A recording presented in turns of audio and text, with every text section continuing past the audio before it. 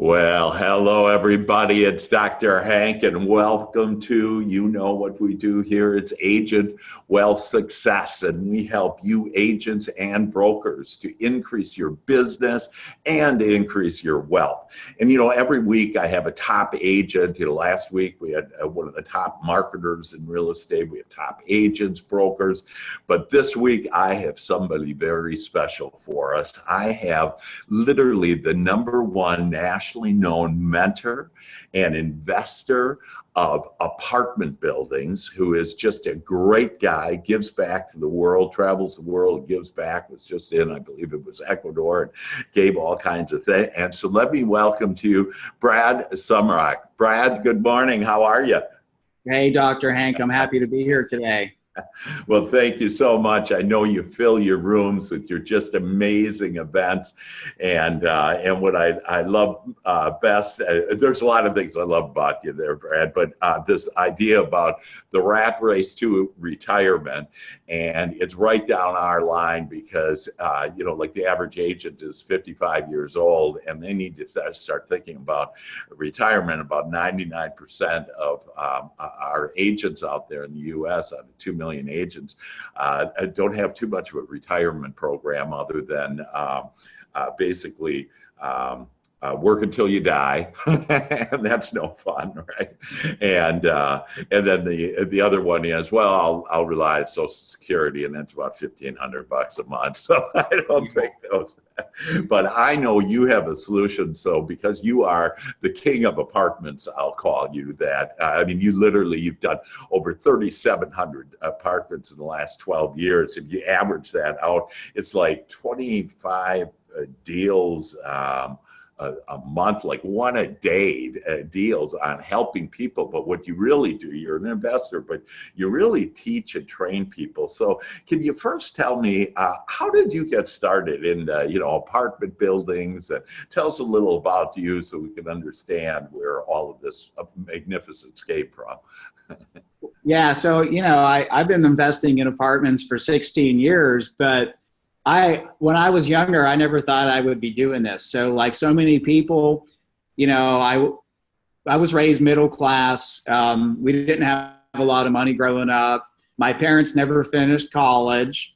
Yeah. So they taught me to study hard and get good grades and go to college. So that's what I did. And, my dad finished 3 years of engineering school, and his boss actually graduated from engineering school, and my dad's boss made like 2 or 3 times the amount of my dad.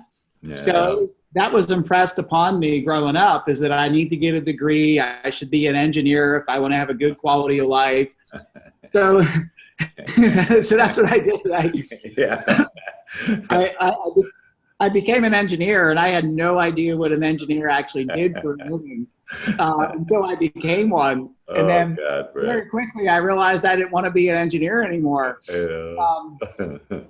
But engineers, they get out of college, Dr. Hank, and they have like the highest starting salary out of any other undergraduate degree. So that's what my parents pushed me to achieve.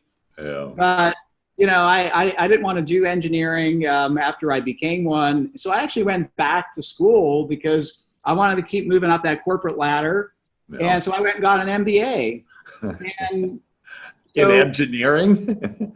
Well, and MBA, Master in Business. Right? I see. Yeah, got it. So I wanted to be early in my career, I wanted to be an executive of a big company. Yeah. So it was all about, how much schooling, you need to get more schooling, you need to work hard, you need to put in your dues. And so fast forward, I had 17 years in corporate America, and I worked for 5 or 6 different companies, but I wasn't getting to where I wanted to go. And then I actually got laid off once. Wow. And then I actually got fired once. And so I felt very deflated. It's like I have all this education and all this experience, and I'm not getting anywhere. So I picked up a book that many people heard of, probably, I'm sure you did too, but it was somewhere around the year 2000 or 2001, I read this book called Rich Dad, Poor Dad. Yeah.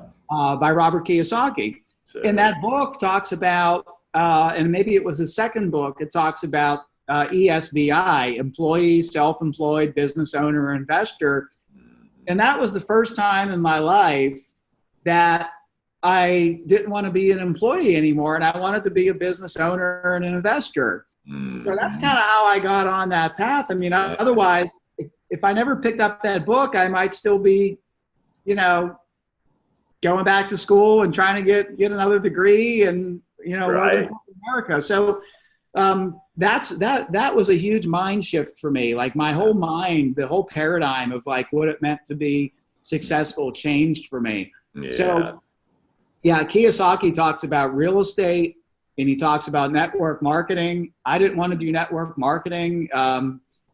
Just didn't appeal to me. You know, real estate, it's like, it's, you know, it's a building. It's a real, you can see it, you can touch it, you can feel it, you can smell it. You can.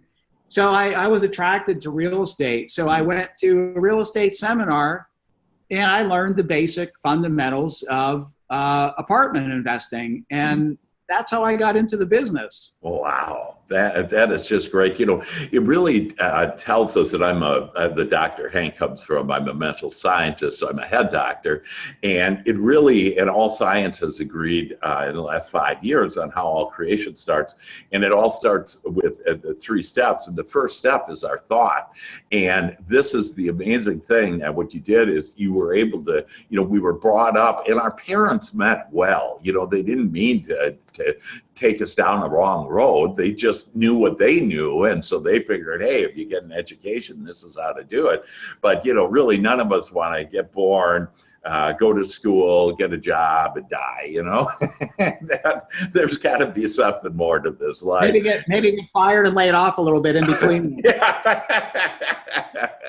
Yeah, for sure. And, you know, and we've all experienced that. It's kind of like, wow, we feel worthless when really all of us are so worthy and everything within us. And so you got to do apartments. And can you share with us why do you love that, investing with apartments? What got you into that and then taking it to be #1 in America? Yeah, so think of this. So like I was making $10,000 a month in my job. And when I studied single family rentals, I learned, and this was back in like 2001, 2002, that I can make maybe $300 on a rental. And I'm thinking, man, I need like 30 or 40 houses to replace my $10,000 a month income. Mm-hmm. And then, you know, when I learned about apartments, it's like, well, what if I could buy one building with 100 units in it? Yeah, that's great. And that's all, and I don't have to collect the rent because I can get a management company. Right. I don't have to do the maintenance because I could have a maintenance person. Yeah. I don't have to do the accounting because the management company does all the financial reporting. Mm-hmm. So those are all the reasons that I love apartments, because, you know, and you don't have to have all the money to do it yourself. So when you learn how to raise money legally from other people, then having the money is a lot of times the beginner's biggest challenge. Yeah. But once you learn how to build an investor database and raise money legally, like, why would I want to go and buy a single family house and do everything myself? Yeah. You got to put the sign in the yard. You know, you got to put the number on, for rent, and then you got to meet the tenant. You got to sign the lease, and then you got to collect the rent, and then you got to go to the eviction if they don't pay. So in that model, you're doing everything yourself. Mm-hmm. With apartments, it's all about leveraging other people's money, other people's time, other people's experience. So, like, for example, my first apartment building was 32 units. Well, there was a manager there that collected all the rent. Mm-hmm. There was a maintenance person that did all the maintenance. Okay, so I still had a job, Dr. Hank, and I didn't have to go and do all of those things. Right. And then when I went from 30 units to 250 units, it actually became easier, not harder, because I was able to get a better loan, a great management company that did everything for me. And I had all my units under one roof. So if I ever did go to the property, I just had to go visit one property. So you have better economies of scale, better financing, better leverage. with apartments than on single family rentals. That's why I love apartment buildings. This is, just tremendous. And I want to make sure that I remind my audience, take notes. I'm sitting here writing down notes because this is truly a path to, I call it the GPS to your wealth. And that, Brad, really, you have that GPS to wealth. And so can you tell us on, what is that proven, we want to get into the meat here, and what is the proven recipe for earning double-digit returns then? How do you do that? And then after that, we'll talk about how we can all retire in 3 to 5 years. Yeah, so, first of all, what makes me qualified to answer that is that I have been doing this since 2002. Yeah. And it's 2019, okay? So I've been through the bull market of 2002 through 2007. And I've been through the crash of 8, 9, and 10 and 11. And I've been through the up market again. And not only did I thrive in 2008, not only did I survive, I thrived. So the one thing that I look at is, the vast majority of the deals that I've done and that my students have done have made double-digit average annualized returns over a 16-year period. Okay. Wow. So that's something I wanted to share because, for some people, one of the secrets was just they got into the business at the right time and the market went up. Right. Right. So I would say, like, if you haven't been in the business that long or you haven't been through a cycle, you could have made a lot of money in apartment investing the past few years, but the truth is you could have just been average and still made a lot of money because the market and the conditions have been very favorable. Okay. And one thing I want all the listeners to know is that the market isn't always favorable. And at some point there's going to be a winter season approaching. And I don't know when it is. I'm not a doom and gloomer. I'm very positive. I'm buying deals right now. So I'm not saying it's right around the corner. So that being said, what is the proven recipe that I've been doing for 16 years? Well, one is you got to select the right market. So I like to buy in markets that are landlord and business friendly, that have great job growth, great population growth. We're not buying in like California, Miami, Boston, Seattle, Washington, D.C. It's too expensive. In other words, like the cap rates are too low. Or the price per units are too high, and the cash on cash returns are going to be too low. And it's hard to, if someone doesn't pay the rent, they could stay at your property for months and months and months. Right. So I like to buy in places like Texas, Florida, Georgia, Arizona, the Midwest, the Southeast. These are more of the landlord friendly environments. And if you look at where the population is going, from California and New York to Florida and Texas, right? And Arizona. So these are some of the top markets that I currently and have been investing in. So that's critical. Okay. The other thing is we want to buy units that are big enough to support professional management. So when I say units, I mean like 60 units or more.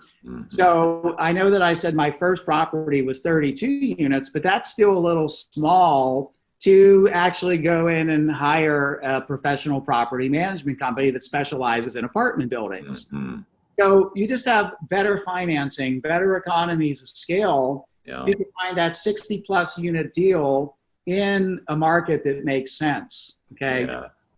And the third thing is you want to buy a property that's already making money. We call that being stabilized. So the reason you want to buy a stabilized property is that you're going to get better financing. If the property is already making more money than your loan payment, then the banks are going to want to give you the money. Investors are going to want to invest with you because you could show them, look, when we close this deal, we already have a cash return. And we're looking for that value-added opportunity, which is meat on the bone. Then you could improve the value of the property. So that's what we look for. We look for great markets. We look for 60 units and up. And we look for deals that are already making money, that have meat left on the bone. So that's the formula.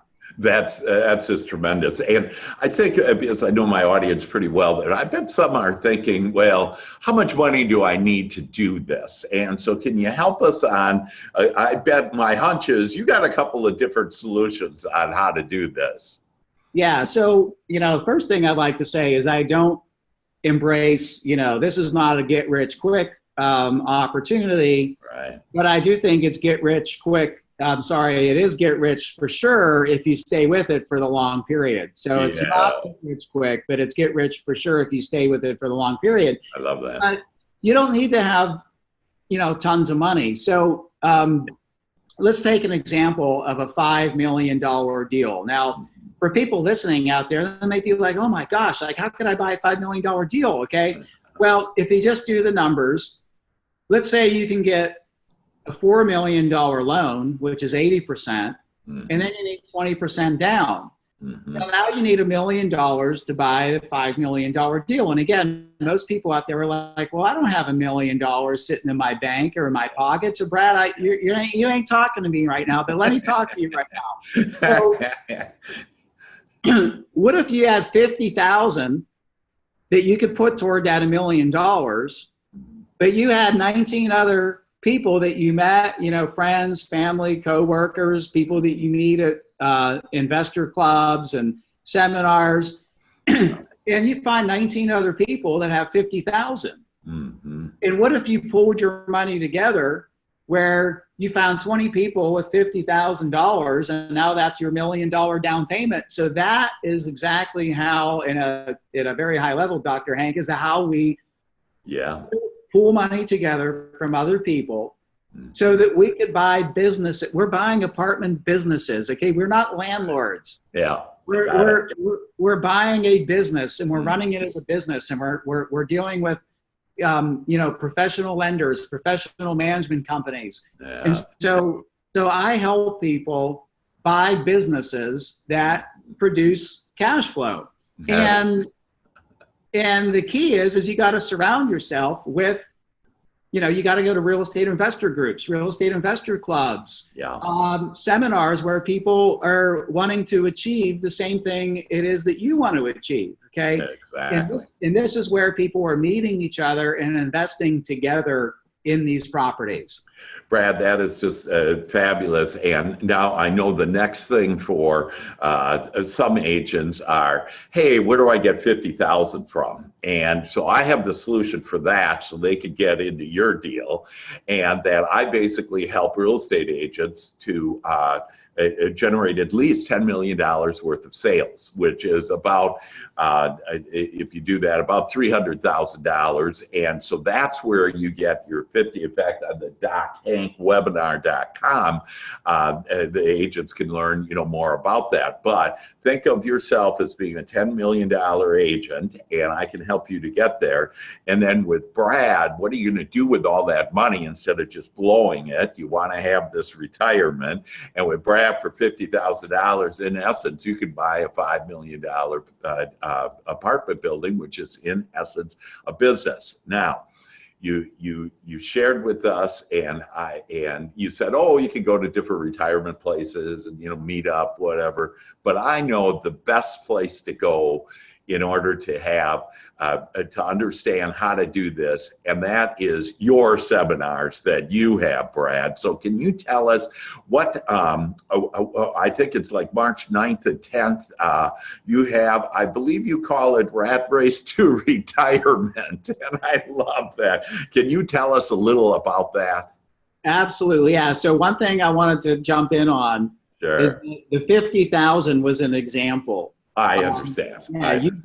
There's no minimum. Like I have students that didn't put any money into deals. Wow. And I've had people that put in more than 50,000. So the point for the listeners is, you don't have to have 50, but it helps if you have a little bit of money to put into your own deal when you're going to raise money from other people. Sure. So going back to our seminar that I personally conduct in March 9th and 10th in Dallas is that, first of all, we'll have over 500 people there. Wow. So the events are very well attended. And unless you just sit there and don't talk to anybody, you're going to walk away with hundreds and hundreds of business cards. So that in itself is valuable. Yes. The second thing that's valuable is that I teach the whole event. So this is not like me talking on a podcast or doing a Facebook ad. and then having all these proctors. I teach for 16 hours. Wow. And I go through the ABCs of apartment investing. And the reason I call the event Rat Race to Retirement, well, one, I think it's a cool, catchy name, right? It's great. I love it. Yeah. But for me, this is very personal because I was able to retire from a 6-figure income in just 3 years of investing in apartments. Wow. And so what I teach in that event are the steps that I went through. You know, I teach exactly how do I find the deals? How do I analyze the deals? How do I fund the deals? How do I raise the money? How do I get the financing? Wow. You know, where do I go for insurance? And you know, what service providers do I use for all the, you know, the management and the loans and the insurance and the tax consulting and all those different things, and how do you build a team? So I walk people through that, and the truth is it's the same process I use today. I mean, every time I buy a deal, it's the same process. Wow. So that's what I cover. You'll get great content and great networking. That's great. And I actually was one at of your event where your wife was at, and the people I met there were just really spectacular. That, you know, they're good people. They want to be doing have more. They want to do it, as you put it, you know, legally to get this money, whatever. And so it's a life changer. It's a life changer, your events. And so how would we go and register for that event then, Brad? Yeah, so it's real simple. So you go to my website, and it's bradsumrok.com, and there's no C in my last name. So it's B-R-A-D. Yeah, I have to say this because, like, people say, like, I sent you an email and they misspell my name. So it's BRADSUMROK.com. And then you could just put in /live events, or you could go to the website, and there's a tab where it says events, and then you could just look at Rat Race to Retirement, and you could register there. That's so awesome. Yeah, it's pretty simple. That's fantastic. And so I think everybody today has a real good feel for, you know, if you'd like to in 3 years be able to get out of that rat race, if you'd like to really generate wealth, and that's what we're all about here, is to generate wealth, that Brad Sumrok is the guy to do it for you, and he's got the answers. You know, Brad, I want to move, just the last thing before we leave here is, you're really a humanitarian, and you have helped the world in a lot of different ways. And like you say, you came from humble beginnings, and you have created the life of your dreams. And now you're creating dreams for others. So could you give us just a couple of things to inspire us on some of the things maybe that we talked about before the show started, on some of the things that you're doing in order to help the world be a better place?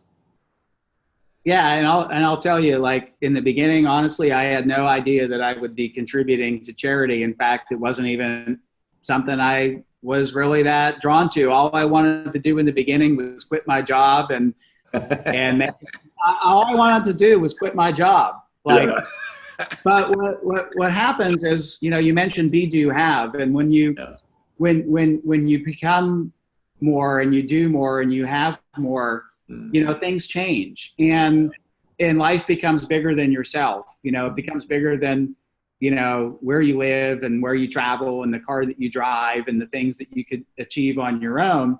Yeah. And what happened for me was, it was a huge transition, but, you know, I was making tons of money with all my apartments, and I was close one day to paying like $1 million in taxes per year.